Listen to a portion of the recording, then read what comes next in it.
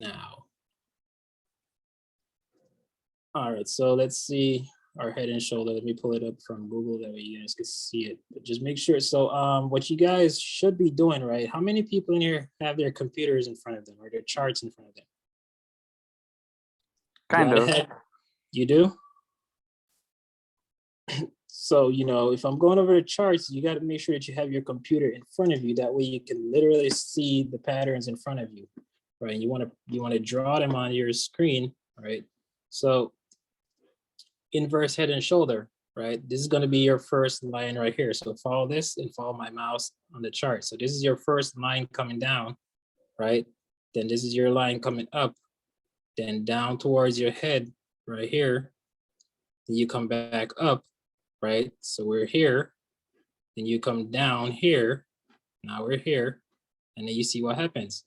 That is a bullish, it reverses, right? So this is your neckline right here, which is this line right here. That is your neckline right there. That is resistance. So what happens? It breaks here, right? And the price right here is 477.33. And at the end of the day, SPY went up to 478.56. You're talking about $1.50 move right there.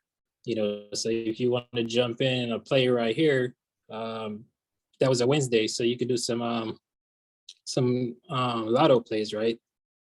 You know, $1.50 move on SPY with a lotto play is probably going to give you a quick 60-70%, right? You just sell it at the end of the day. Once you see is the sell off here, you can sell at the end of the day. Or, you know, you can hold it overnight, but remember, anything that you hold overnight is going to always have a risk. So does this pattern, can you guys see it? Does that make sense? Yeah. Okay. So, and you see what this right here is telling you, right? Once you enter here, you put your stop loss right here, which is right here. So it's telling you exactly where to put your stop loss at. Because once you break down here, you know, this is some support right here where you bounce at the, and normally it's going to, 9 times out of 10, it should kind of line up with the left shoulder, but not all the time. So, you know, your head, your neck, your left shoulder, your right shoulder, and then it pushes up. And let's get back here to the head and shoulder pattern, right? You can see my throat. Let's find a better example here.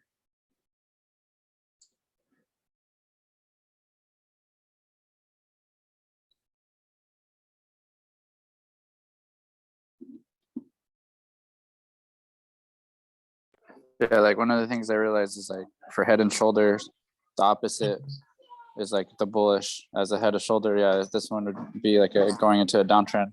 So if you flip it upside down, like if you flip your screen upside down, that's the opposite of it. So, you know what I mean? That's how I started learning the patterns. So like you got a rising wedge that is bearish, but if you like, because I'll trade on my phone. So if you just turn your phone upside down, that'll be like the opposite. So I kind of learned try and do that for anybody that wants to understand better. Just flip your phone upside down, and that's the opposite of what you're looking for. Because me, I like to short sometimes, so I'll be looking for the head and shoulder. But sometimes it's just it seems easier to be bullish on some things. Yeah, so no, you're right. You just flip your phone upside down, and you'll see it. The head and shoulder, right? Opposite. This is your head right here, which is this area right here. It's your head. This is your left shoulder right here. Right shoulder is over here, and your neckline is right around here. Sorry, right somewhere down here. Right where we're bouncing, like somewhere around here. Right here is your neckline. So once it breaks that neckline, which was around 476, 476.57, somewhere around there. That was the neckline. You can see. Zoom in a little bit here. And then that's where like the Fed started talking, huh? Where that massive dip was? Was that Yeah. was? So, you know, they already knew it was priced in. Somebody already knew the algorithm, whatever it was, already knew, because it's not a coincidence that you have a massive head and shoulder, and then the right shoulder literally formed the same day that the minutes news came out, right? And then the market dumped.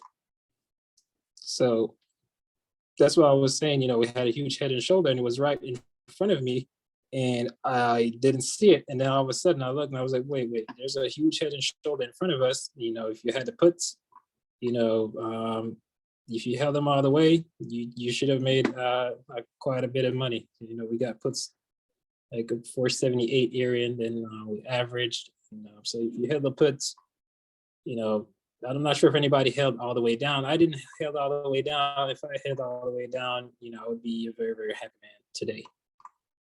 And even now, the puts that I sold are way more profitable, even if I had still held them. Were they in the money when you bought them, or were they a little bit out of the money and when you bought those? Oh no, I had 477 puts, and I paid, I think it was 248. I think it was, and now they went up to like almost 10. Right, so I got in at 2.48 and I sold at 4.84. I made 42,000. So if I had held them, I would have made maybe 130,000, because you're talking about 40,000 for every two. So right. Yeah, so So you had a good weekend. Yeah, but I didn't hold them though. I sold off right around here, and the thing is that I had held the puts overnight, so it took up all of my buying power, so I couldn't add, because you know, when you see this drop right here, you know, even though you have puts from the day before, when you see that news comes in, you see a nasty drop like this, it's got to come to you mentally as a trader. You just start adding contracts and these huge dips right here. That's how you multiply your money. But my buying power, because anytime you hold something overnight, a position overnight, it's going to take your buying power away. Right? It doesn't matter what broker you have, it's going to take your buying power away. So, you know, if I had closed my position, you know, the day before, right? Or if I maybe, you know, had maybe, I mean, I don't know what the market's going to do, but let's say, you know, I had deposited, like you say, you know, 100,000, right? You have it. My broker trades here, they're really fast. If I deposit money before 1 p.m., it clears the next day. I have it at midnight. So, you know, if I had like, so let's say an extra 100,000 buying power, right? I'll be adding contracts in here, you know, 20, 30 contracts. You just keep adding contracts in here. And that's literally how you make hundreds of thousands of dollars every time you trade. Because that drop right there, even this drop right here, right? Let's say you have some puts here. You see these nasty red candles, you know, add on a second, add midway here, or you can wait. What you could do. So this is where a lot of traders fail as well. You know, pretty much, I'm not going to say amateur traders, but most traders, right? When you see let's see a reversal like this right here, right? What you want to do is you don't want to get in when the candle is pretty much either at the beginning or at the close of the candle.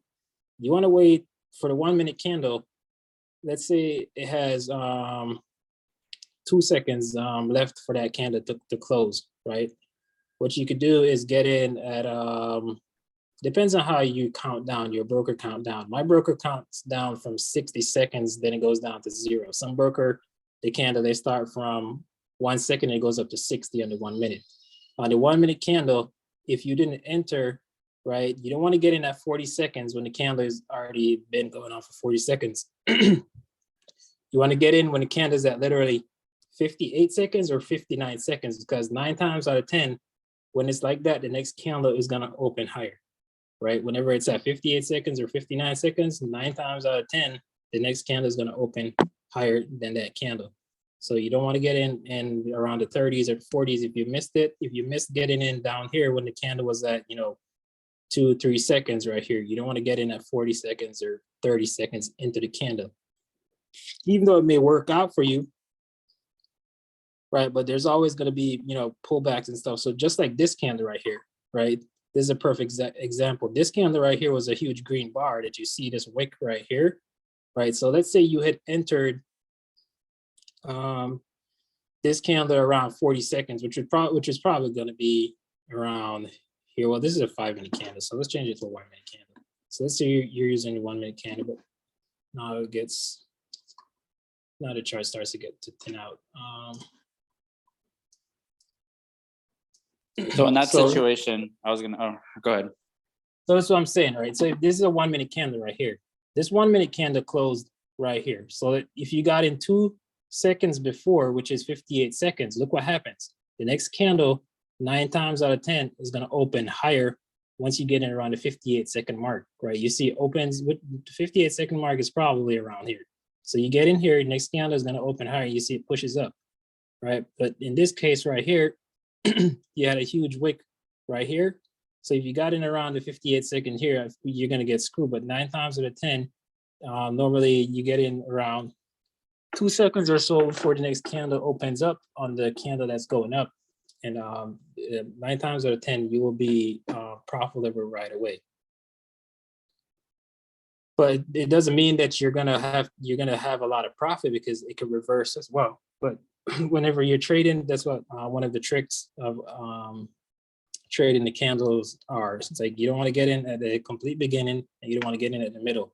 You want to get in 2 seconds or so before the next candle opens up.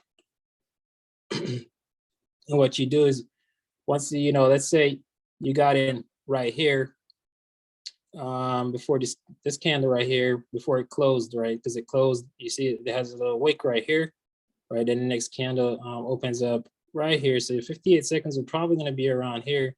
So let's say it opened up and it started to reverse, right? You want to make sure you have a stop loss either at some kind of support. So look right here, you have a double top right here. You have to look at these things before, and you put a stop loss where you had some kind of support, which is pretty much the middle of the candle right here. So if you watch the videos I posted with Rocky Rod, he goes over how to average your candle, and that's why you know exactly where the next candle is going to open up at. So that is a part of trading. Make sure you watch those videos and you kind of study it. How many people have watched those videos? I'll check it out. Is it on your YouTube? It is in the suggested videos. Those are the videos that Prosperity Gold. Those are where I posted it there. I watched about halfway through them. 3 of them? Halfway, so like what, 5? I think there's 10 overall. Yeah. Yeah, I Yeah, remember but- him talking about it. I remember. Yeah, so just make sure you watch them and try to apply it, and you see how it works. Like he would mention something about how the candle would break a certain thing, and then he would wait for it to hit a certain mark, and that's when he got his like confirmation somehow. So Yeah, exactly. So Boom. yeah, go ahead. Yeah, cool. Go over to the left of your screen there where your trend line is. Left. Yeah, right. Where? Where the forming candle right now, down there where the trend line is. Your ascending trend line. Way over here. No, to the left. To Next the day. left. Yeah.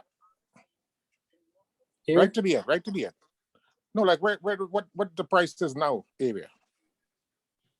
Where the price is at right now. Yeah, that chart. This one right here. No, right over. Scroll left, right to the left. Just go right to the left. Where, the current price.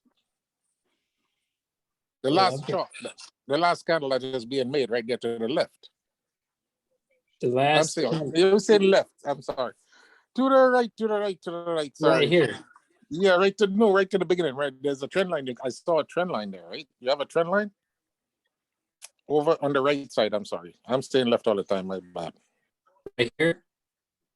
No, the trend line, the latest Go trend all line. the way to the right, to the current. All price. the way over. All the way over to the right. Yes, sir. Right. Keep going. That's the end of the chart. Right here. Is that the end of the chart? That's not the end. I still see more Very- charts. behind. That's just after Keep going. hours. Right here. Yeah. So where's your trend line there going? I see you had a trend line. Where's your This trend trend line? line that comes down. Yeah, and the other side of it, the triangle side of it, the bottom part, Okay, down here. where it's gonna cross, it's bouncing almost, right? Yes. But Yes. there's a little gap. But if you make it bigger, and you could see the gap and the trend line. So I just want to see where the trend line would be over, right? That's your trend line? Looks like 466, I think, somewhere around there. Right. Yeah, yeah. Right. So Somewhere yeah. around. Yeah. Okay. So 466. I know. Okay. So you're trying to see what we need to get above tomorrow. Hey, where are we gonna bounce? Actually, where I figure it might open and dip. If it's red market tomorrow, right? In the morning, let's say the futures are red tomorrow. I'm looking to see where the bounce might be on how far down it would drop, basically. Like So what kind of right now foot futures it is.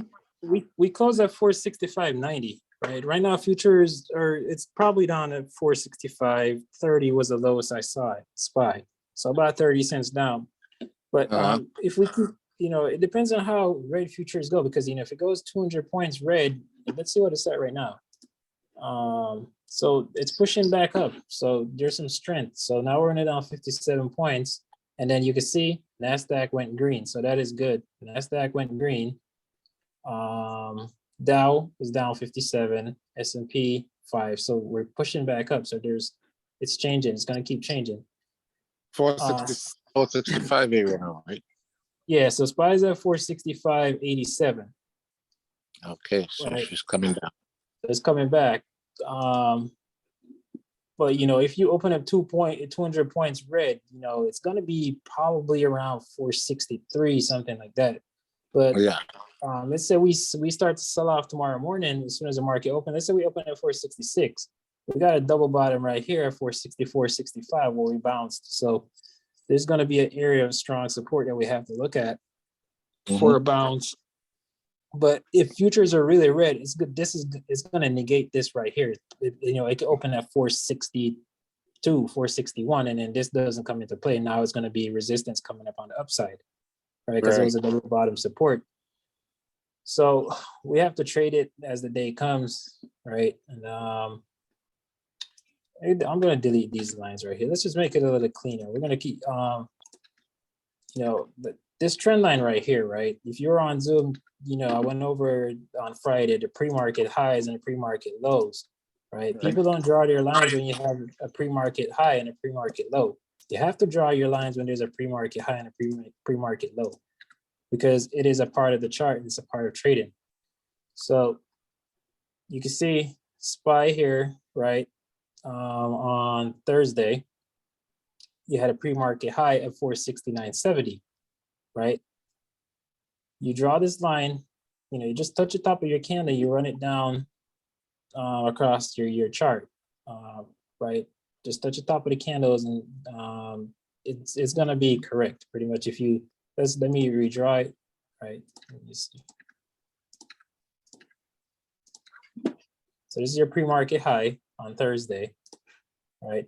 You see that imaginary line, once you look at it, right? There's an imaginary line there. Just do like that, right? Touch the top of your candles right there and just leave it like that. That's it, right? So you see what happens. Look at this right here. Tries to come up and get above that line right here, instantly gets rejected.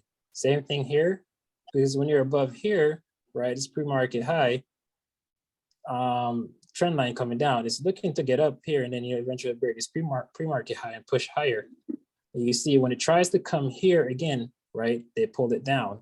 Over here, once we get above it, they pulled it back down.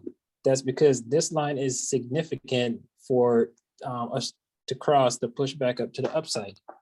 And now you can see right now this line is about 466.88, and look what this line aligns with, VWAP, right? So now we need to get over VWAP and this trend line coming down from the pre-market high to push back you know, to get some kind of strength to push back up to, you know, 467, 468. And now what it does, it starts to create resistances on the chart. So this here, right, you kind of see kind of a double top, right, from here to here. So you draw your horizontal line right there. So, you know, this could be a double top. It's not Not completely 100%, but accurate. close. Yeah. Yeah, it's very close, right? So you Just consider that a just an double top. area, right? Yeah, It these is an lines area. are, yeah. Yeah, and then when you look right here, just look at the line right here. It's flat right here, so there's resistance. Mhm. There's resistance right here, right? And you can see there was VWAP here. So we know that there's resistance right here at 467.98. So pretty much 468. We're creating a lot of resistance there at 468. Then Is that the we're gonna 5 have minute chart? this is the 1 minute. 1 But it's minute. still going to be universal across. The resistance is still, it's still going to No, be. yeah, I see the double top. Once you see that, Yeah. it usually drops. So yeah, you could see how Right. it started. That'd have been Mhm. nice entry. Right. And then, you know, right here now we're going to start to create resistance here as well. You can see what this resistance lines up with. When the market opened, we pushed all the way up and it double topped here. And if you look to your left in pre-market, right, look, there's a candle here with a high right here. That was resistance. And you can see it right here as well, right? All these candles Yeah. touching the same area right here, and then it pulls back. So that is why you have to chart pre-market into your chart, right? Don't just leave pre-market alone and go chart, because your pre-market highs and whatever happened in pre-market is going to be a part of your, you know, your chart. It goes the same way with penny stocks, right? If they rip up in pre-market and then, you know, market open 9 times out of 10, 10 times out of 10, a penny stock that's in pre-market high is going to come under that pre-market high, and then when the market opens, it's going to try and go back towards their pre-market high. And now when it breaks a pre-market high, that's where a lot of buyers come in and they try to push the penny stocks higher. But there's always going to be resistance around pre-market high. So Okay. make sure you have pre-market. So in your broker, it's either extended hours or something like that. In my broker, you see it says right here, all sessions, right? So I have all sessions enabled so that is pre-market and after hours on my chart. This is after hours and this was pre-market. So you have to enable it in your broker. Another That was trend a line. drop. Yeah. That was a drop right there. Huh? Yep, that was a nasty drop. All right, it's about $5 from the, you know, this is from 469 all the way down to 464. So, you know, you see how, you know, despite moves, you know, $3-4 rips and dips. So it's not an easy market to trade if you're gonna size in way too much, because let's say, you know, you size in here way too much, you get caught in this double top right here. This thing starts to sell off and you panic because you didn't have a stop in mind, or, you know, somewhere you're going to cut your loss at, right? Look how much, when you start to hold this thing all the way down, look how much loss you're literally holding to, right? So now you have to make sure if you bought in here with all your buying power, right? And then down here, you have no buying power left to average down when it starts to bounce. Even when you get here, you're not going to recover, you know, majority of your money, right? Because there's time decay in between here. Even though it looked like it just ripped all the way up, you know, these are probably like maybe, you know, an hour or so, close to an hour. So you're going to be losing money throughout that time. So that's why we say scaling. What do we mean by scaling? If you could buy 10 contracts total, you start with 2, right? And as it starts to dip down, if you say, hey, man, I'm not going to cut this loss, right? You start to average in, and you average, you know, try to get as close to the bottom as possible. That way, you know, if you bought 2 contracts here, you bought 2 here, you bought 2 here and 2 here, you're probably averaged in around here at this area right here, and then it goes up and you can sell for some profit. But never go all in and use up all of your buying power. I was gonna say also, if say like you're saying to scale in, and but say like if you have like a stop loss, like a tight stop loss, and it hits your stop loss, should you just buy a better contract? Like say you bought a call and it's like obviously you're losing, so I flip it and buy a put. Would that have been better, or would that be better to do in general? Yeah, because right here it looks like it just dropped, and if say you hit, because I tried that with Neo, I had I think I had a call and then it hit my stop loss, so I just flipped it, and then it dropped like $1, so it kind of went in my favor. But yeah, right. And that's what I'm saying. That as a trader, you have to see what's in front of you and react to what's in front of you. right? So, let's say you entered calls here in this bullish reversal right here, right? Maybe you entered somewhere up here at the top. And this year up, 15, 20% here. Right at the top. Say Right at let's the just say at top. the top. And then it double top, right? And you're kind of breaking even now. And then you say, okay, I'm going to And you're like, whoops, wrong move. Right. And then now you're down 20%. And I always say cut your loss at 20%. Let's say you're down 20% right around here. You cut your loss here, and then you see it starts to crack VWAP and it starts to flush. You enter a put here. Look at the drop from here. You could make more than your 20% that you just cut. But let's say you held it from all the way up here and you're down 100% here, right? Because you didn't cut it at 20%. And then now, maybe you held it down here to 120%. And you kind of enter some puts late down here. You cut your loss here at, let's say 100%. Right, and you enter some puts here, this drop now is not going to give you back 100%. So, once you see it start to go against you, just cut it and then trade what's in front of you. If it's a put, you take a put. And then flip it. You flip it. Yeah, just flip it. It's that, Right. not very hard. Just flip it. Because I was gonna say, right? as like a day trader, like how you're saying the average, say you bought at that top, right? But you kept averaging down to about where did it drop to 464, and then you see how it pushed back up. Mhm. Is that kind of Yeah. strategy? You can't do that with options in a way, because with day trading, I'd be like, that's kind of what I'm doing with SPY as a Sell day and open. trading. Buy and sell. You Just can day cut your trade. loss. No, you can day trade. Yeah, you just cut your loss. And that's what I'm saying. Just flip it, huh? Just flip it and don't worry about how many day trades you have, right? Let's say this is a Monday right here. You have 3 day trades for the week. You took 1 day trade here and you cut it for a 20% loss. Then you take another day trade here and it goes all the way down, you make 100%. Okay, you use up 2 day trades. Now you're like, oh man, I'm bummed out because I have 1 day trade left for the week. Let's say you take another day trade here and the same day, use your 3 day trades on the week. Let's say you make 80% on this put right here. You lost 20% on the call right here. So you're up 60% overall on the day. Then let's say you take a call here because you know what you're doing, right? You're watching the chart. And then this moves here gives you let's say 50%. Okay, you made 130% profit on the day. You're like, oh man, I used up all my day trade for the week.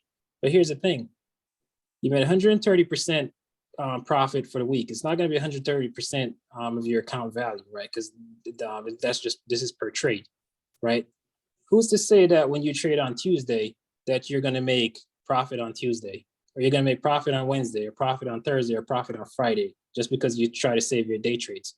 If you can make that 130% on Monday and you're done for the week and you have any day trades left, that is still a good week because you don't know that Tuesday, Wednesday, Thursday, or Friday is going to be a profitable day for you. So, if you trade what's in front of you and you use all 3 day trades in 1 day and you make money from it, then you just wait for your day trades to come back and you leave the market, for the week. As long as you're profitable, that's the main thing. Right. Yeah, So wait a minute, that PDT rule, so you got 3 hits in 1 day and that's it. So what happens now if you split it up like you do? You have 3 hits weekly? for 5 days, I think, or something. You have That's 5 it. days or something. Yeah, it doesn't matter if you do 1 Monday, 1 Thursday, and 1 Friday. Once those 3 are gone, you're not going to get back. Not you're until gonna next Monday. Yeah, till next Monday. Yeah, it doesn't matter which way you do it. Okay. So Yeah, maybe if you only allowed, so basically 3 trades a week is what they're limiting you to, right? Yes, 3 trades a week. That's how they get you. That's how they get people that have under 25,000. But that's what I'm saying. If you have under 25,000, That's do tight. that Webull cash account, right? That way you just wait for your cash to settle. Because if you have 5,000, let's say you're starting with $1,000.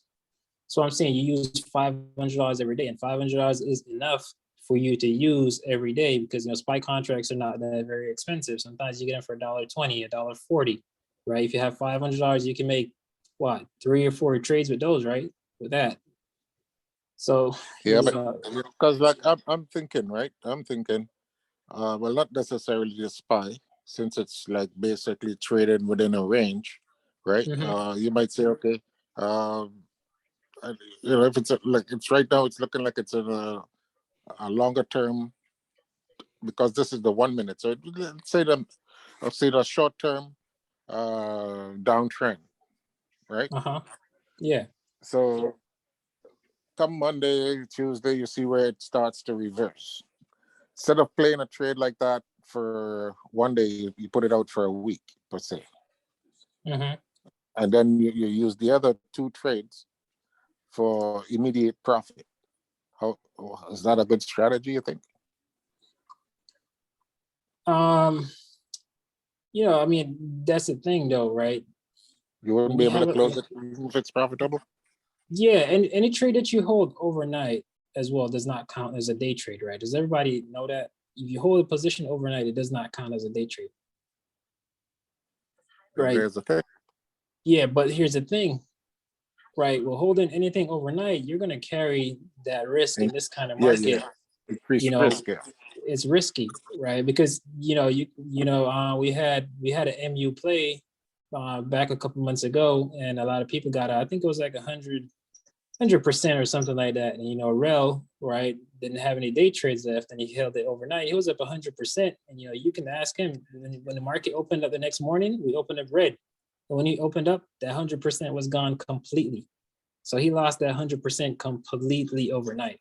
Mm-hmm. So if you spent $200 on a play and you're up $200, right? You can wake up the next morning and you're down $150 on that play when you were up $250 on it, just because the market, Wake up with a thought.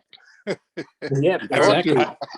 I remember something like that happened to me too, where I thought I cracked the code, but like I bought something like say today and I held overnight. And then the next day, if I was down, I would just average my position.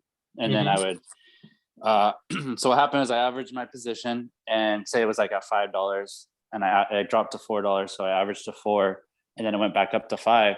I tried selling it because I was like, oh yeah, I'm up. All right, my strategy works. But that counts as a day trade as well, even though you did it the next day. So I was like, yeah, because you added on it. Yeah. Yeah. So you can't even add on it either. So I was like, you can't add on it. Yes. So yeah, it's like, damn, they're trying to keep the man down. Yep. Once you add intraday, even though it was an overnight position that you held, once you add the next day intraday trading. So the first day I bought like a little bit, and then the next day I loaded it to try to get a better position. But I guess people tried that already and it doesn't work. Right. Yeah.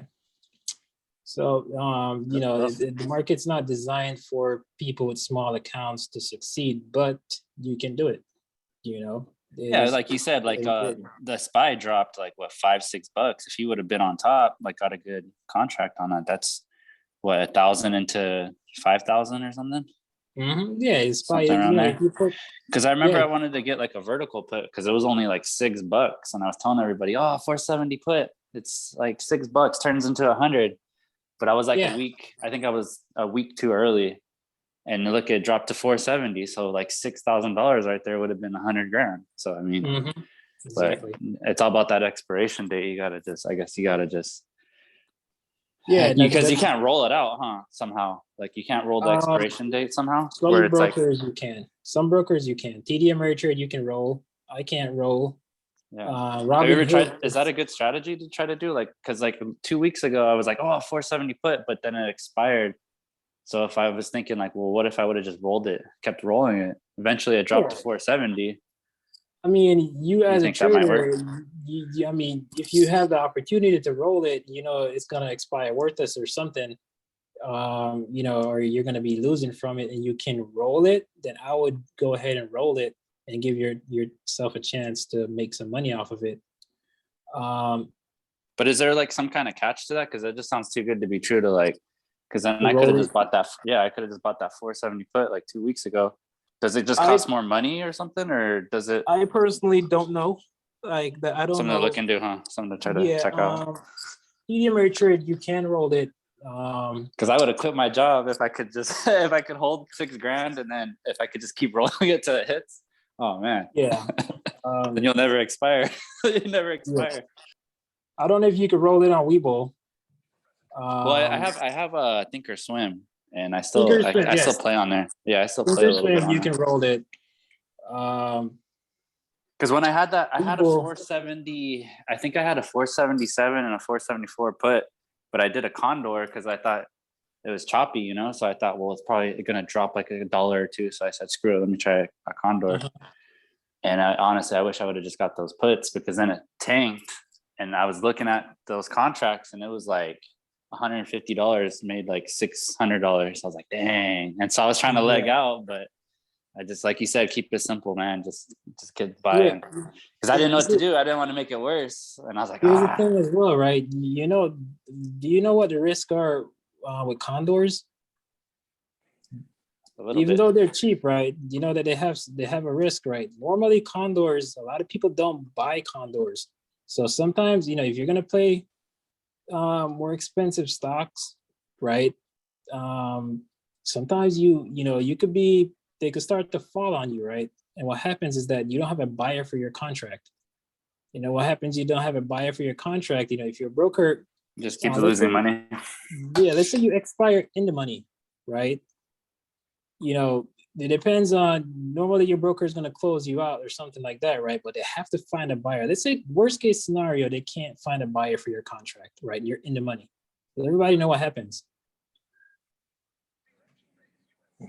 Your loss turn keeps going. Because that's what happened to my condo. I had to pull out because I was already at like 100% loss because it kept dropping. Right, but you know that whenever you sell a contract, right, you're selling that contract to somebody that's thinking exactly what you're thinking, that this thing is going to go down lower, and they have to buy that contract from you. So let's say worst case scenario, there are no buyers for the contract that you have at all, and it goes in the money, right? You're going to be held liable to buy 100 shares of that, whatever ticker you're trading. That almost happened to me on Amazon before when I did a condor back in the day. Right, I was like freaking out, and I couldn't find a buyer to sell my contract to. Right, but eventually I got a buyer, and this was literally about 3 minutes before market close, and I was like, well, whoever just bought my contract got screwed. Right, 100 shares of Amazon back then, I probably only had like maybe 150,000 or so. Right, so if you do the math, right, how much is 100 shares of Amazon? Right, it was selling for about $3,200 or so. You're talking about 300 grand. Exactly. So guess what? You're going to be owing the broker some serious money. So, you know, all options doesn't matter. So I'm trying to tell you guys. That's when you dip to Puerto Rico with the rest of the prosperity guys, huh? So, you know, trading, some strategies, they'll look like they're really simple, right? But you got to understand exactly what they mean. And you could be held liable for a lot of stuff, right? So, you know, everything has a risk in the market. Doesn't matter what strategy you're playing. Everything is always going to have that risk that come with you losing money or making money. What if you're an investor, as we've seen, right? Take a look at a few stocks, right? Just take a look at a few stocks if you're an investor. Let's go on the daily chart for these stocks. Take a look at Zoom, 588 in 2020, right? Don't remember what month this was. Take a look at Teton. Just a few stocks to give you an insight, right? You know, let's just say you're one of those buyers that bought close to the peak. Just say, you know, worst case scenario, Teton, right? Peloton, 2021, $171 stock. We just came out of 2021. Looks like a head and shoulder. Oh, well, yeah, that's a head and shoulder. Yeah. Peloton. Okay, so let's go back to Peloton. So this is why you got to look at your patterns, right? This is what we know. Peloton, head and shoulder on the daily chart. Your left shoulder, your head, your right shoulder, and your neckline right about here at 99. So once Peloton went below 100, that was it. It was game over for Peloton. And look where Peloton is at right now, Peloton. But it also almost looks like an inverse. Does it, right? Because on the right shoulder, that looks like the beginning of the left inverse. Yeah, that's like the inverse head, right? Yeah, because it dropped, right? Just like a SPY. Oh, yeah, it did, yeah. It drops, and then it bounces back up. So you trade these patterns intraday or for a little bit, right? There are always going to be bounces, and you recognize the pattern. So right here, yes, you have an inverse head and shoulder right here. You can see it push back. I almost see a falling wedge too. So it looks like falling wedge. Had a little combo. Yeah, almost a little combo you could have. Yeah, there's a bunch of stuff in here that you could chart. You'll see them in here. But you know, let's just go back to risk, right, with the market, right? So you always got to have a stop loss in what you're willing to lose when you enter these trades. So Peloton right here, the $35 stock in 2021, it peaked at $171. End of 2021, Damn, that would this have been thing nice is at short. $34. Okay. Ooh, Affirm. Let's take a look at Affirm. I'm about to get back in trade zero. $76 at its peak, right? In November of 2021, we're in January, it's down to $79, right? SPCE, which everybody was hyped about, that this thing is going to the moon, $62 at its peak, $11 at the end of the year. Did you short any of those? I never shorted any of these at all.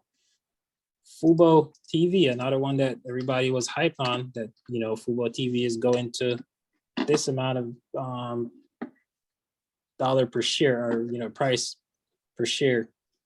$62 at its peak in December of 2020, right? And look at this, end of 2021, it's at $13. So let's just say worst case scenario, you're an investor that bought anywhere close to when these things were selling at 80% of their highs, right? Let's say you got around 55 or something, you didn't have a stop loss and you didn't sell. Even if you bought 100 shares up here, right, at 55 or somewhere around there, close to the peak, you didn't sell, you're down a good bit of money right here. What else we got? You have, you know, even stocks like Roku, 490 at its peak in July of 2021. Look where it's at, 180. You're talking about from 490 to 180 in about 6 months. You bought anywhere up here as an investor, you didn't have a stop loss in place, you know, you're down a lot of money again. Is that double top? It looks like almost a double top one. Yeah, double top up here, pretty much. Yeah, good spot. That was a double top. So for people that are seeing this, this is a double top right here. All right, double top means there's resistance. You know, so. So are those like the top, like the top plays to look for to throw in on money? Because like you see a double top, it's like, all right, I'm gonna load on a short. So like those compared to like, I don't know, like a bullish engulfing or a bearish engulfing. Well, yeah. Which one do you think would be better for the money? A double top most likely is going to be better for your money, but you have to wait on these things. So, you know, even though, let's say you saw when Roku did this double top here, the very same day it did it, right? You still have to wait maybe a couple of days. You don't want to enter on that double top just right away because you saw it. You still have to wait a couple of days if you're going to play options, and you have to wait for your chart to start to break down. Because let's say it had a double top here, 490, and it came down to 485. What if it starts to reverse and then breaks through that double top? Now it's bullish because it broke through that double top resistance, right? And then, you know, 500 is going to be a natural resistance, and it breaks above 500. Next thing you know, you can see 520, 530. So you have to wait for the chart to start to break down before you start to enter the puts. That's why I always say you have to wait for the levels, right? So in Roku, that would happen to me for sure. Right, I would always get in exactly. too early, and then I'd get wrecked. And then next thing you know, the next day I would have been up like $100 would have been $1,000 profit. And I was like, yeah, you have to wait. You have to give it time. So Roku, ideally, right there at 445 would have been where you entered puts. After it hit that double top, you'd wait for 445, right where you see it had some strong support right here at a double top right here, pretty much a triple top, right, at 445. So you wait for that you look at the daily, you look at your chart, whatever you're studying, whatever tickers you're studying. You look at Roku, you say 445, this is where I'm going to enter puts once it breaks 445. You can see once it broke that support there, you know, it just keeps going down and down. And you look for the next support level, which is going to be right here around 392, right? But you're going to have natural support in between, you know, like the whole dollar is at 430, then 425, then 420, then 415. Those are going to be natural support in the chart. Right, but when you want to look for strong support is like when the stock was bouncing, like here, a double bottom is going to be a stronger support than, let's say, you know, your $400 psychological support, because this created support on the chart when it was moving. So there's going to be stronger support than a whole dollar. yeah, I'm gonna try to get back into shorting. So get ready to catch some shorts. Yeah, another stock that was hyped up, right? Quantum space, you know, everybody, you know, if you're trading the market 2021, 2020, and SPACs were hot, everybody's talking about SPACs and everybody jumping on them. You know, if you're jumping around at 80% high, look at this, right? Cannot recover from all the way up here, right? So I would only be interested in quantum space if it gets above this peak right here at 43. That's the only time I'd be interested in quantum space. I'm not gonna go buy it right now because I see it down here. These are the levels on the chart. It's gonna be right around here at 40 because now you're seeing like it has some room, like it wants to fill some gaps, right? So there's some buying pressure that comes in and you look, you're gonna say, well, okay, so people are interested in this stock because it's at 20, now it starts to move up and it moves up and it starts to break these resistance right here, these peaks right here. That's telling me that people are interested in the stocks. And then you trade it from here, you look for it to push up here. All right, so this is gonna be your lines on your daily. So just like trading penny stocks in the morning, the first thing you wanna do is pull up your daily chart. You look where they peaked at sometime in the past, right here, right? Then right here. So we know that there, right there, those are the levels that we have to get above. So you see, once we get above here, we look for this thing to push up towards the next line here at 66. So once we get above 43 or 44, you can wait for 45, that's a lot safer. You look for it to push up to 66 and fill this gap here, which is the space in between. And you look for it to fill this little gap here. And then once we get above here of 73, it can start to push back up towards its high. And that's what you want to do when you trade anything, any kind of stocks, doesn't matter what it is. Let's take a look at, let's say, see if I can Start. that ran up lately. ISPC. Let's see if we can look at ISPC. So this is ISPC on the daily chart. Ran up to $28, from all the way down here. If you were day trading this stock, right, a penny stock, and let's say you didn't get in here when it ran up from 4.7, now it's all the way up here at 8 or something like that, right? It's up 100%, and you see it in the morning because there's a penny stock top gainers list, right? What you look for is you look for this peak over here to your left on your daily chart. You go ahead, draw this line right here, and you have that horizontal line. It should be coming across your screen. You could do it in your broker settings where all lines come across all different time frames. So once you draw it on the daily, and then you're watching it and you see it like around $8 or $9, it should come in your mind, right, that you drew this line right here around 10. So ISBC around 10, right? After 10, look at the daily chart. There is no resistance after 10 on the daily chart because there's nothing else to the left, right? So there are no more resistances after 10. What does that mean? This thing could start to go crazy, and that's what happened. Over 10, you can see it ripped all the way up to 18. Then it pulled back down, and people start getting interested in because they're looking at the daily chart. They're looking at what this thing could do, and you see it went all the way up to 29 from 4. Maybe in a couple of days it went up from 4 to 29 because there's no overhead resistance on the daily chart, which is a lot of day traders are going to look like. So that most likely, this is telling me right here, as a short trader, I'm mostly short stocks, right? I'm not touching this thing short until I see it start to pull back down. Like I'm going to leave it for a couple of days or whatever it is, because I know that once it gets above 10, if I'm shorting anywhere around 8 or 9 and it doesn't get rejected at 10, I could literally start to lose a lot of money, or it could blow, depends on how much size you're taking. If you have a stop loss in or whatever, you start to panic, you could blow your account up with this thing right here. Let's say you say, okay, I have a $300,000 account, let's just say, right? And, with a $300,000 account, you're shorting, let's say 20,000 shares, because if you have a $300,000 account, that's most likely what you're going to be shorting. That kind of size is what you're going to be shorting. Let's say you shorted 20,000 shares around, 9.8 or right here at this resistance line, because most shorts are going to load up right here on the daily, right? Where this peak right here, this is where a lot of shorts they're going to take the shares. They're going to put their stop losses right there to create a wall of resistance. So you see, once it broke through that wall of resistance, it's going to go on a short squeeze. What happens, let's say my account is 300,000. Let's say I have 20,000 shares short here. This thing decides I don't have a stop loss in, right? Because I'm probably going to panic, just to say. This thing starts to go crazy, right? Now I'm down, it's at 12 here, and I'm down about 40,000. I'm down to 260,000 from my 300,000 account. what happens is this thing starts to keep going up and you start to panic and you don't cut your losses. And now it goes to 18, right? And now you're in your short position. You're like, okay, man, I have to hold this thing overnight and hope for it to fall down the next day. Now you're gonna have to pay a short fee to hold it overnight, which are not very expensive. But in any case, let's say it pulls back down here at 16 and then it rips again the next day up to 24. So if you had 20,000 shares short in a $300,000 account, you didn't have a stop loss in, you held it all the way up to here, you just blew up your account. So you may look and say a $300,000 account is a lot of money, right? But if you don't have a risk management in place or a strategy in place, you could blow up a $300,000 account depending on what you're doing.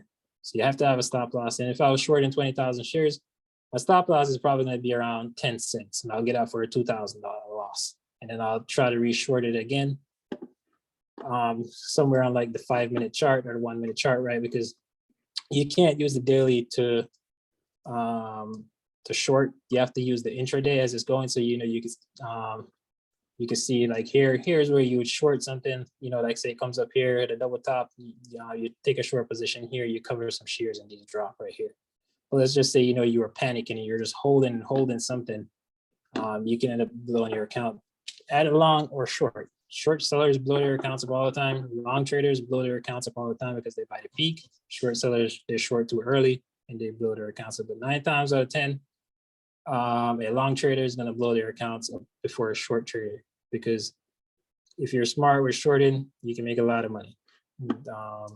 Just like we saw, AMC, GME, that right, they all come back down, right? They have,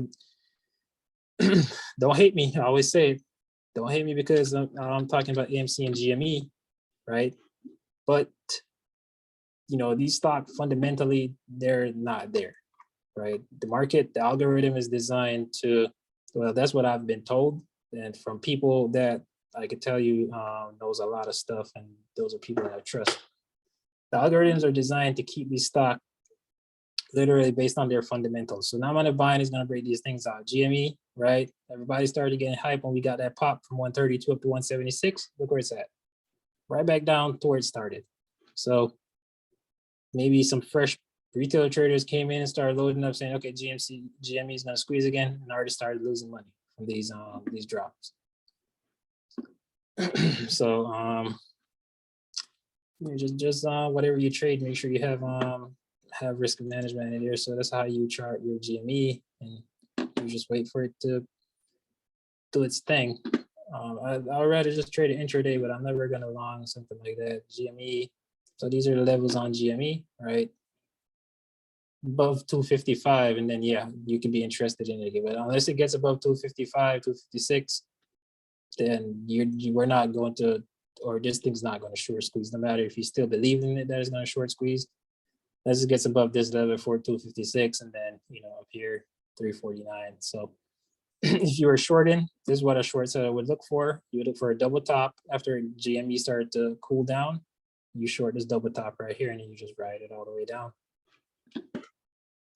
But so yeah, just saying, it doesn't matter what kind of strategy you're playing or whatever it is, everything in the market is risky. You're going to lose money if you don't have a risk management in place, whether it's going long, whether it's going short, whether it's trading options in whatever strategy, condors, butterflies, whatever they have out there, they all have risk. So nothing is safe out there, because if there was one thing that was safe, one strategy that was safe that everybody made money from, everybody in the market would be rich.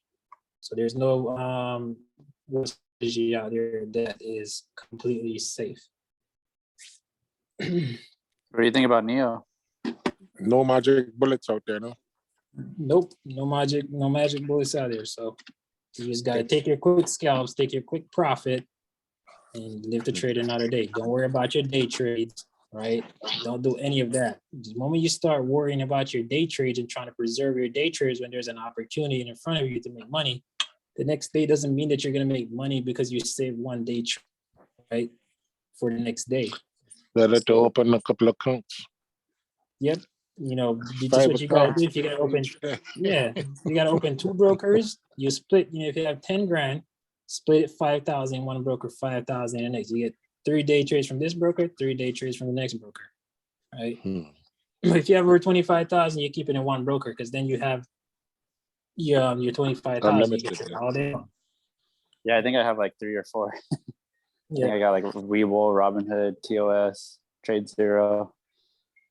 yeah, that's a smart way to do it because you're limited on day trades, and these people are not gonna change the Yeah, rule anytime soon. That way you visit one account a day, right? You got Yeah. 5 accounts, visit one account a day. Say, I only got 3 shots at this today. Let's Yeah, make and, use of it.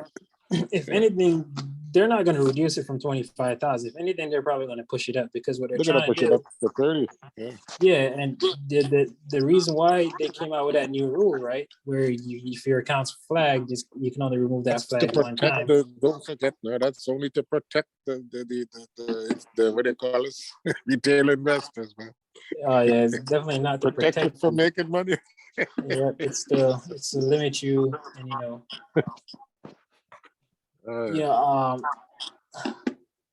lot of and part of the reason why they did it, right? If you think about it, it's most likely going to be because of the meme stocks, right? That's why they're doing these limits, because they're always going to say that they're protecting the retailers, right? And a lot of people, 99% of people Get up and say that, please don't lost protect me. a lot of money versus people that made money from the meme stocks. Because guess what? You had people that were smart enough. I'm not saying if you didn't sell your meme stocks, I'm not saying you are dumb. I'm just saying at that time maybe you were not knowledgeable on the market, and there were people out there that were more knowledgeable than you. They knew that these meme stocks were going to come right back down, right? So they went ahead and they took their profits, and now if you had just gotten in the market, you jumped on the AMC hype, the GME hype, the Dogecoin hype. Let's say you bought close to the peaks, right? This is just say you bought close to the peaks. All of those hypes, right? You bought close to the peak. You didn't sell because you thought they were going to higher. You lost a lot of money. The people who got in to the bottom or somewhere in the middle made a lot of money, or some of them held all the way because they're diamond hands, right? They're never going to sell. But I guarantee you, everybody has a sell point, because let's say you have $50,000 account and you buy AMC close to the top. Are you going to hold that thing till you lose all that $50,000? I know I'm not going to hold that thing hoping for a squeeze and, whenever, right? And risk my $50,000. If I see I'm down 10,000, then I'm down 15,000 and 20,000 and 25,000 and 30,000. I'm just going to sell that thing and keep some of my money and just live another day. That's just how I would do it. So, if you're, yeah, Take so your loss, boss. yeah, better just cut your loss, because more people lost money than people made money from the whole meme stocks and stuff. And you think a lot of hedge funds lost money, right? But a lot of hedge funds probably pump these things up, and the articles that you see are out there are created by hedge funds, and the whole market is just a meme, and they find new ways to pump every single thing. And the retailers say shorts are getting squeezed, and these hedge funds are not even in position sometimes. All this Fintel data, right? Fintel data will tell you that there are no shares available to short. Fintel is probably telling you guys, whoever check it, right, that AMC and GME, and it says 0 shares available to short. I could go on Trade Zero right now as a retail investor, and I could find shares to short every single time. So these things are literally used by these people to tell you, to mess with your mind, to say, oh man, there's no shares of AMC to short. There are only naked shares out there, but I could find shares on Trade Zero. And I've shown you guys, I've located shares on AMC. 3,000 shares cost like $10, right? I shorted 300 shares of GME when it popped up the other day. And you know how much it cost me for 300 shares? 30 cents for 300 shares. 30 cents to short 300 shares. Let's say I shorted at 175 at a peak and it went down to 170 and I made $1,500, and it pushes back up to 180, right? I reshort. It does not charge me another 30 cents to reshort. That 30 cents is for the whole day. That's for intraday, the whole day. And I can short as many times as I want. I can short, cover for profit, short, cover for profit, and then keep doing it all day. Now, when I hold it overnight, it's going to cost me times 4 of my initial cost for the first day. So 30 cents times 4 is going to be $1.20 to hold this thing overnight. That is absolutely nothing to hedge funds, right?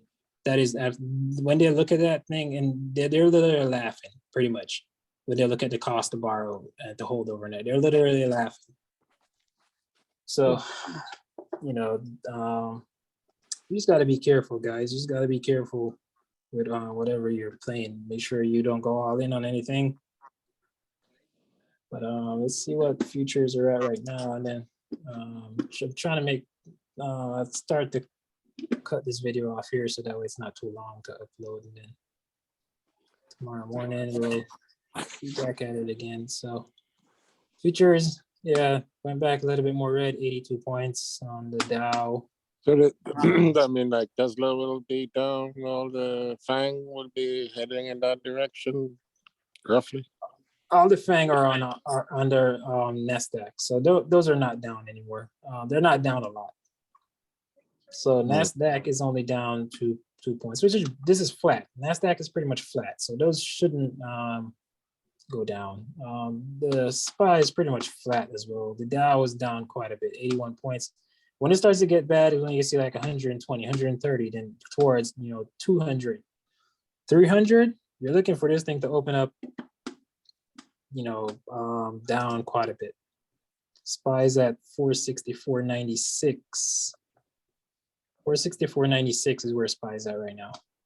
Wow, that is literally $1 or so from where it closed. Where did it close at? Didn't it close at? Yeah, this market is, it's brutal. Yeah, so it's down about we don't have calls. Like I have what 465 put. I opened Friday morning. I took 2, closed 1 because it went up to 67. And let 1 ride. Well, the other one probably who knows if it will rebound above 465 sometime during the day tomorrow. Who knows? Yeah, we just don't know. Lose 1 to keep 1, right? You get 1. Yeah, we entered a call right here on Friday, right around here. It was profitable for probably like 30 or 40 cents, and then I was like, let's just hold it overnight, and that's probably was a good decision. Earlier in the day, I was like, I'm not gonna hold anything overnight in this market, and I went against my word, and you see now this thing just sold off, and now we're down on futures. So I'm this week, I'm not going to be holding anything overnight at all. Completely nothing overnight. No, there's just too much uncertainty. I'm not holding anything overnight. Yeah, well, same with I mean, even earnings plays, right? Even on the earnings plays, because like who we got coming up? They got the banks coming up this next Friday. Yeah, banks. Yeah. Citibank, what was the other one? Wells Fargo. 2 banks coming up on Friday. Yeah, but even those earnings plays, because when the whole market is going down, and you got a good beat, but the market is going down. I don't think the company would be rewarded for putting out good news. You know what I'm saying? Yeah. The whole market is coming down. So I guess we go with the trend of the market, right? Yeah, just gotta go with trend. Yeah, but BAC has some really cheap $50 calls all the way out onto earnings. They're about 93 cents. So those are fairly cheap. And if the bank stocks do well this week, then it may be a sympathy and you can see it pop over 50. You can make a little bit of money. It's right in VWAP all the way. You can see it keeps going below VWAP and riding VWAP and making higher and higher lows. Yeah, low right here, some low right here. So it keeps riding VWAP and keep going up. BAC, interesting, very interesting chart. Yeah, well, it's making higher lows, no? Yeah, it's making a lot of higher lows, keeps higher lows and keeps on going up. Over 50 is going to be really interesting because that's a psychological number, right? 50. You can see a squeeze over 50 towards 55. What is it now? 50? It's at 49.31, so it's really 50. Interesting. a 1 hour here. 49.31 is the all-time high. So BAC, I'm gonna be keeping my eye on it. I may take the 50 calls for earnings. They're 93 cents. I was looking at them. I think it was yesterday. 93 cents, so fairly cheap. I think maybe one or two. And how far away are their earnings? Is what is when? February? No, I think their earnings is around the 19th or the 18th. January? Yeah, this month. Oh, So that's what I'm saying. If the other bank stocks that are reporting this week do really well, it so can already pop second over batch 50. coming up. Yeah, so it could be a sympathy to the ones that are reporting this week. You know, you could clear 50 just by sympathy, and then you can already be in the money a little bit. You could hold. You want to take a look at Ford? Yeah, Ford is actually quite interesting. Some really cheap Very options nice. on Ford as well, and it's just been going up and up and up. Yeah, I called it out about 3 weeks ago. Yep, I At remember. 19. Hot Sauce been playing it for a long time too. Yeah, he was playing it at 14. 13. Yeah, 14. Yeah. it does Yeah. that. I wish I would have just held on to it. Oh, you quit playing it? A little bit. Should I get back in it? Well, I don't know. It's to me with Biden driving the Ford and some of the stuff that Ford is doing, right? They're gonna be basically the EV truck, right? Well, when I was first Conventional playing it, EV truck. it would only go up like maybe $1 here. Yeah, well, it's a So it slow wasn't a lot stop, of- but they're like Yeah, Pfizer. but now it's They're like a lot. Pfizer. It looks like it's lifting off. Yeah. Yeah, so I'm thinking maybe 30 because GM2 is going up, you know. Okay, Tesla, GM, Ford, basically, right? They all kind of have that because they're going to be getting some what do you call that green pay, right? People are going to be getting rebates to buy the vehicles. Yeah. You know what I mean? So if you're getting rebates, that means people are going to be looking forward to, they wouldn't buy the Toyotas or the Nissans, or they probably get a Tesla, Ford, GM, right? And they're the 3 EV makers, basically, in North America. I think Ford is a good long-term stock overall. I think there's a lot of growth. Yeah. Options are really cheap on it too, so you could do Well, leap. that's it. or I mean, like, whatever. I grabbed a couple of them, and they're doing all right. So right now it's almost like all-time high. Yeah. Yeah, before I think it would only move like 50 to $1, 50 cents to $1. But now is it moving more? A couple on Ford? It went up from 19 to 24, is it now? 23, 24, somewhere there. Yeah, it's been going up. I think he means like daily. Usually daily it's like a couple, like 50 cents or 60 cents or something like that. It will go up throughout the day. Yeah, intraday. Yeah. Is it harder to get profit on that if it only moves like? Because that's why I started watching SPY, because SPY would move like $5, $6. And That's what I'm saying. That's why. So this is what I always say, Long right? term. Yeah. Yeah. So Ford is going to be long term because it's such a slow mover, right? But you can still, if you have a large account, you can still make a lot of money on those, 50-cent day, right? That it goes up 50 cents. If you take 100 contracts and something goes up, let's say you got in at the bottom and it moves up 50 cents on a day. 100 contracts is going to make you a lot of money because let's say you bought $500.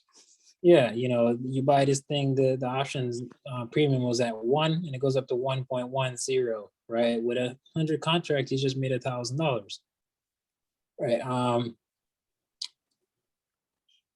But Yeah, well, that's even good, which is if you good. got 10, if you work 10, because I don't think we have huge account. But I just yeah, have to- right. That's what I'm saying. You get 10, so you get 10 of them is what? Right. Cost you $1,000? Would I just have to buy it close to Make the money? 10%. Like, so it's at Yeah. 24 right now. Would I just have to get the 24? Say if it was going to go up, 24 calls would be best to get it, and on if it moves like because only like 50 the cents. ones that the calls that I took is a week or two after earnings. Yeah. I'm not necessarily gonna hold them there, but I'm just expecting Ford to beat earnings. Right, I'm having a very strong forward looking outlook, you know, Right. forecast. Yeah. So I'm thinking they're gonna pop maybe up 28, 25, 28, somewhere there by earnings. And in the meantime, from now on out, I'd be looking to probably hedge. Yeah, and here's the thing as well, right? As you as a trader, let's say you have a stock out there that you love, right? That you think is gonna go higher. You're bullish on the stock long term, right? Whatever you think is gonna, let's say you're bullish on Ford for this year, right? 2022. You think that Ford is gonna hit $30 per share at the end of the year. You can buy a leap. You can buy a leap for a 30 strike at the end of the year, right? Or you could buy a leap for 25 at the end of the year.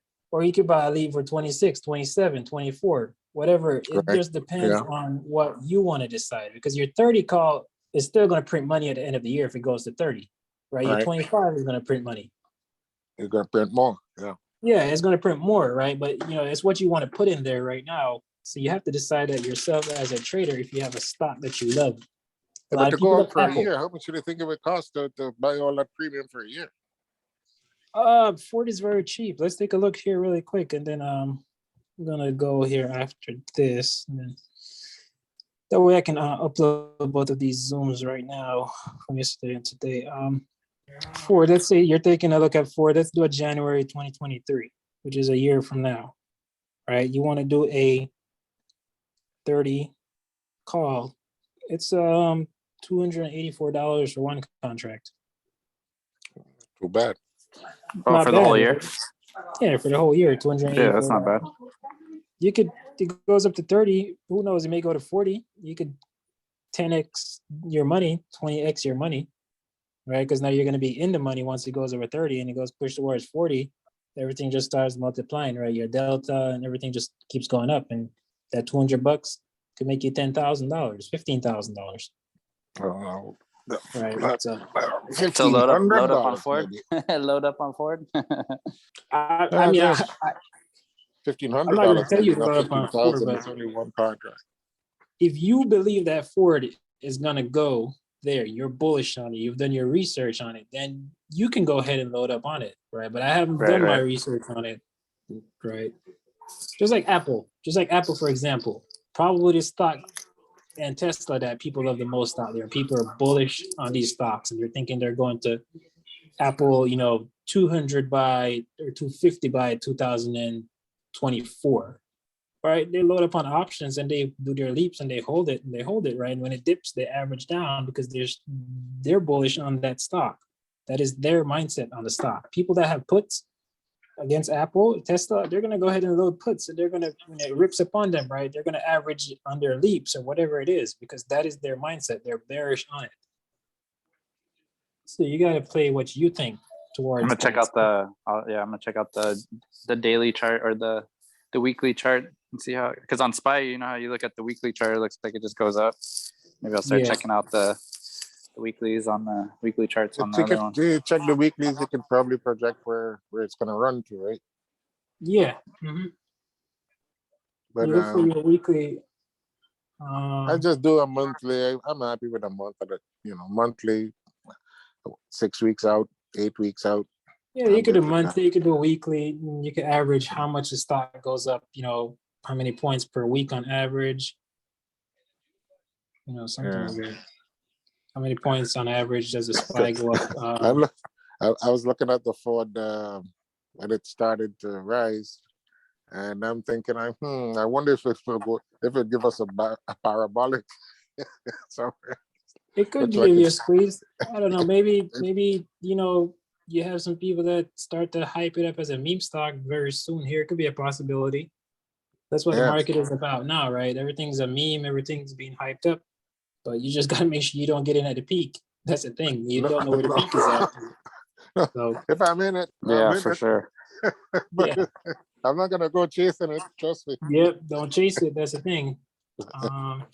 But anyway, guys, I got to go now. All right. Well, thanks. Yeah, definitely. Thanks for your time. Zero have question. So for yes, go ahead. for Amazon, I have 2 contracts for Jan 28. So I pay like one contract cost me 1.25. So should I hold it till the end? 1.25, so $125. Yeah, huh? What strike? That's probably like what, a 3,700? Yeah, 28 Jan. Okay, when is earnings for Amazon? It's in Feb, beginning first or Okay. second week, I think. When did you get the contract? When did you buy it? Oh yeah, I bought it like on the dip on Friday. Okay, then if it start, if it gaps up 50 to 100 points or something like that, you're gonna make a little bit of money. You'll probably make 50, 60%. It's way out of the money, but what I would say to you or anybody that's looking to play Amazon, what I would advise is that if you could get something that's cheap like that for $1.25 and earnings, try to play it, excuse me, after, have a contract after earnings, because I think Amazon is due for a bounce, and I think this earnings is what's gonna bounce the stock. It looks like it's just on the daily, the Amazon to me, it looks like it's just doing a head and shoulder thingy. Well, yeah, it had a head and shoulder right here, right, and it fell down. But now, if you look at it, you see this line right here. This is the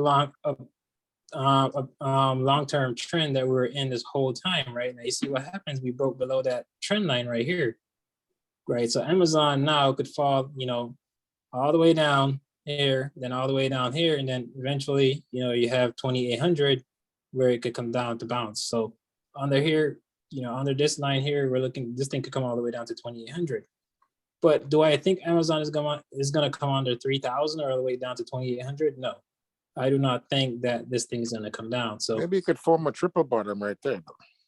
yeah, and that's why I think earnings is what's gonna drive this thing back up.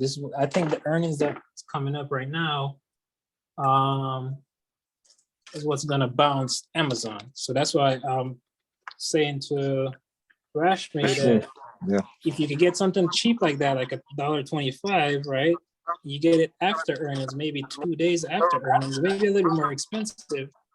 And you pay $1.25 for right now. And but let's say wouldn't you think Amazon there goes might up be 200. a pre-earnings run up?